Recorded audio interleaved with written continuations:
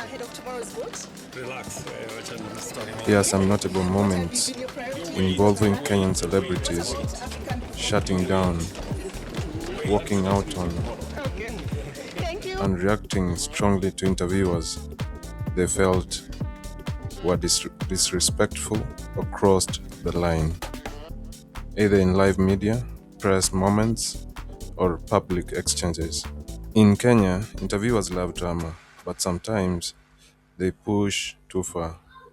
Today, we are looking at Kenyan celebrities who didn't just answer back, they shut it down.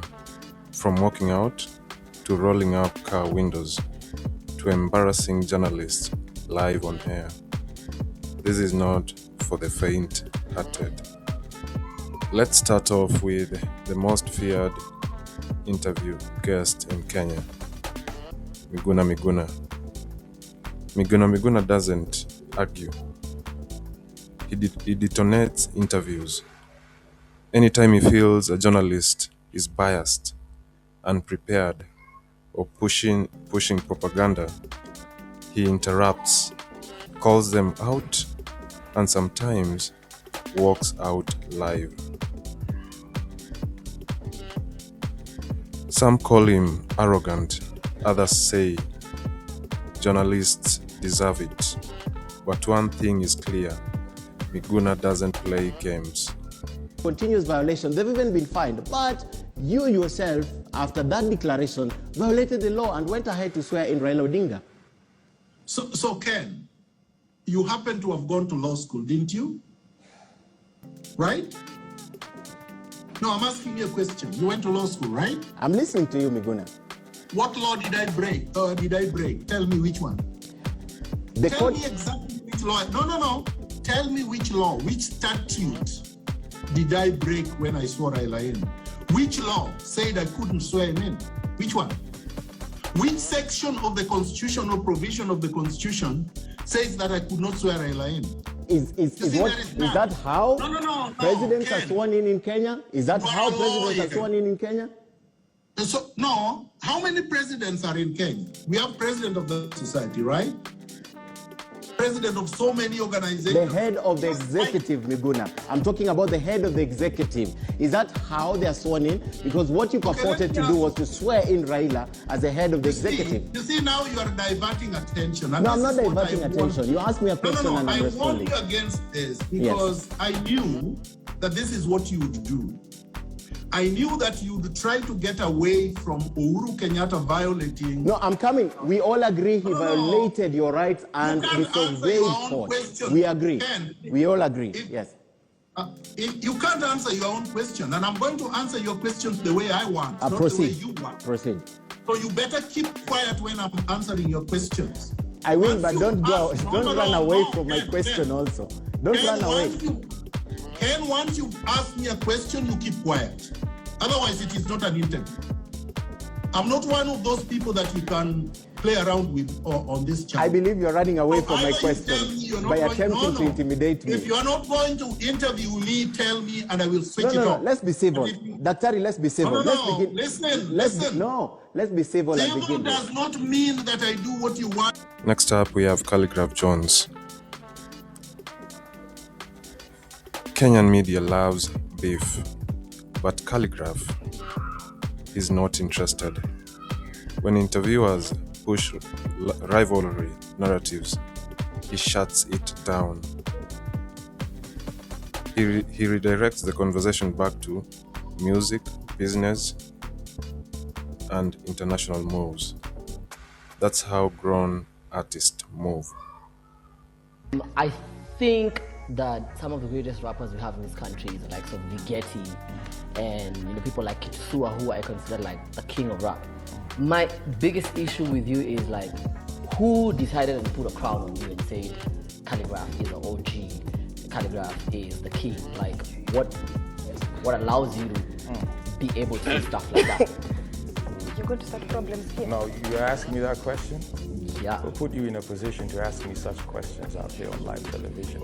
I'm just like, I'm a musician. I'm a fan. So I guess you rap? I don't rap. Exactly. But then I think I have an opinion I can ask. Stay on your lane. Oh, well, it's alright, but I'm just saying, like, if you're an OG, you're able to, like, you should be able to probably even know your own lane. And there's people like Kitusua, and then there's Calligraph. Look, can you look at where I'm seated right now? Yeah, I can see that. Look at your seat. Look at my seat. Oh. Done been fired up in here. It's alright. Okay. It's cool. It's Next cool. question, please. Do you have another question before we get into Big Five? Calligraph. Wagwan. They say, fake it till you make it. I just want to know, what happens if you don't make it? You're in a better position to respond to that. I think that some of the greatest rappers we have in this country is like some Ligeti and people like Kitusua, who I consider like the king of rap. My biggest issue with you is like, who decided and put a crown on you and said Calligraph is an OG, Calligraph is the king? Like, what allows you to be able to do stuff like that? You're going to start problems here. No, you're asking me that question? Yeah. What put you in a position to ask me such questions out here on live television? I'm just like, I'm a musician. I'm a fan. So I guess You rap? I don't rap. Exactly. But then I think I have an stay on your opinion I can lane. ask. Stay on your lane. Well, it's alright, but I'm just saying, like, if you're an OG, you're able to, like, you should be able to probably even know your own lane. And there's people like Kitusua, and then there's Calligraph. Look, can you look at where I'm seated right now? Yeah, I can see that. Look at your seat. Look at my seat. Oh. Done been fired up in here. It's alright. Okay. It's cool. It's Next cool. question, please. Do you have another question before we get into Big Five? Calligraph. Wagwan. They say, fake it till you make it. I just want to know, what happens if you don't make it? You're in a better position to respond to that. Next we have Obina, aka Oga Obina at the top. This one shocked a lot of Kenyans. Oga Obina is approached for an interview. He looks tired, he looks done. Instead of pretending, he rolls up his car window and tells the interviewer to leave. No insults, no drama. Just, I don't want an interview. Kenya was a split. That's rude. Celebrities deserve boundaries too. Lesson: fame does not mean forced access. How are you? Mambo vipi Obina? Naomba tuongeleshe for 1 minute superstar. How is the day going? My day is long, bro. I don't have time for this. Not interview. Naomba shikisha chini kidogo tu angalau kuone nani. Tafadhali shikisha chini kidogo Obina. I understand you are here to support Tumbili for the most wanted comedy night. Bro, I don't want an interview. You know why I'm here. Why are you asking what you already know? But for the fans to know why you're here. Interview mulamua bana. Miss Taki, I don't want. Bro. Bro, I'm tired, man. See my eyes. I've had a long day. I'm just drinking Red Bull here. See if I can revamp. I'm the one who's Masanina adverts. No, coming here. How was your day? Why do you? Wait, Obina, I do understand. you're the MC for tonight. So tell us one thing about the special comedy night. What do I know about a special comedy night? When I'm Tumbili, is this Tumbili? Yo, Kido, I know you, you're my guy, you're my bro, I respect you. Interview other people. I don't have an agenda to sell today, I'm just tired. Relax. That's all. Sometimes Wasani don't want interviews. Like now, I don't want. See, when I have an interview, I'll look for you. When I have an agenda to sell, I'll look for you. Now start it, please. One word to your fans? One photo. Oh, by the way, listen to the morning kiss.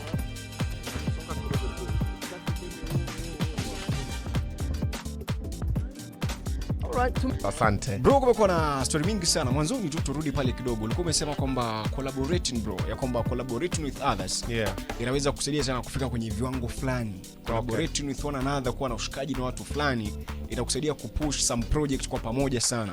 kumekuwa na shida sana kati yako na Mlamwa. Na amesema kwamba wewe ni mtu fulani ambaye unadandia mashow sana. Yaani ukiona mtu ametrend unadandia.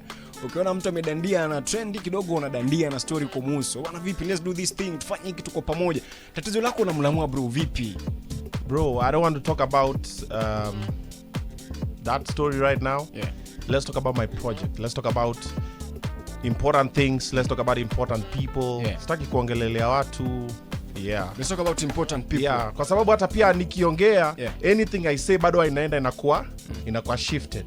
Unaona? For example, hii story hata mimi hata sina noma, hata sijui mentoa wapi. Yeah. So I don't want to talk about it. And even the guy himself who is offended is a bully. Si nini alitukananga Kamene akasema sijui Kamene amefanya nini. Alafu akisema mtoto wake anafanya Papa Shirandula anakasirika. Sio mimi nilisema hata. In fact I was just there and I was being told what people are saying online. Yeah. It's not like even we sat down and said wacha tuongee kumhusu mtu. Mimi sitaki kuongea hiyo story. Lakini bro, angalia kwanza hii story. Bro, with all due respect, sitaki kuongea hiyo story, sitaki kuongea hiyo mse. Let's talk about Wanyola. Let's talk about my show on 7th of June. It's happening. Nunua ticket yako M-Tickets. Come and watch stand up comedy. Talking about important people kama ulikuwa umeniambia, like na story ya Mlamwa unasema kwamba tusizungumzie. Bro, I don't want to talk. No, yani you mean that guy maybe is not important. Bro, maybe asante sana kunihost. Munez, let's go. No, guy, what's wrong bro? I want to talk about that story. Wewe unainsist. No, lakini hey bro. I don't want to talk about it. Ni sawa lakini si bro story na hey. Jamaa vipi? Rada. What's happening? So like the guy is living the interview that way bro. Si story iko na trend kwenye mitandao. Next we have Azia Nasenya, who walked out of a radio interview. This one went viral overnight. Azia agrees on topics before the interview. Then suddenly, the interviewer crosses the line, brings up sensitive issues she asked to avoid. Azia says no comment, then stands up and walks out live on air. The internet exploded. Some said she's entitled. Others said if boundaries aren't respected, leave. Baby doll. Siku za hivi karibuni najua utaki kuongea hii na tutaenda ati nini ni kuhusiana na revocation ambayo ilifanywa ya Talanta Hela. We agreed not to talk about No, I'm not going to ask you that. Yes. So kwa sababu ni kitu ambacho ume of course ukipata kazi una expect. Kwa kwa wewe was it a disappointment ama tu umeshaka umesonga tu kabisa? No comment. Sawa. No comment. When they took a show, I'm gonna to agree. I will honestly walk out of here. No, it's okay. Because we cannot agree on something and then you go back on it. No. You do not respect me as a brand. No, I respect do you. not appreciate that. Yeah. Thank you. Let's go. Now enters Akothe. Akothe doesn't shout. She educates. When interviewers push on marriage, divorce, baby daddies, she shuts it down politely but firmly. My personal life is not public property, she says.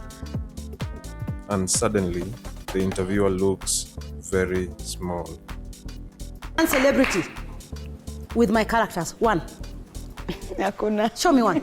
Show me one celebrity. Living the real life. Show me one celebrity who just wakes up and goes live everywhere without editing one part of I'm the real deal, boss. I'm a moving scandal. And I'm fine. You know, Kenyans chose to misunderstand me. So, I'm not going to be involved being one of their teachers to make them understand me. I want them to continue misunderstanding me because then I'm also continuing to give them reason to be confused. I want them to continue because the day Kenyans will understand me, I will lose the business. They will stop talking. Guy, my God. So the big question is, so who is right? Are interviewers just doing their job? Or are celebrities right to protect their space? One thing is clear in Kenya today. Viral clicks are tempting, but respect still matters. So, which showdown was the most savage?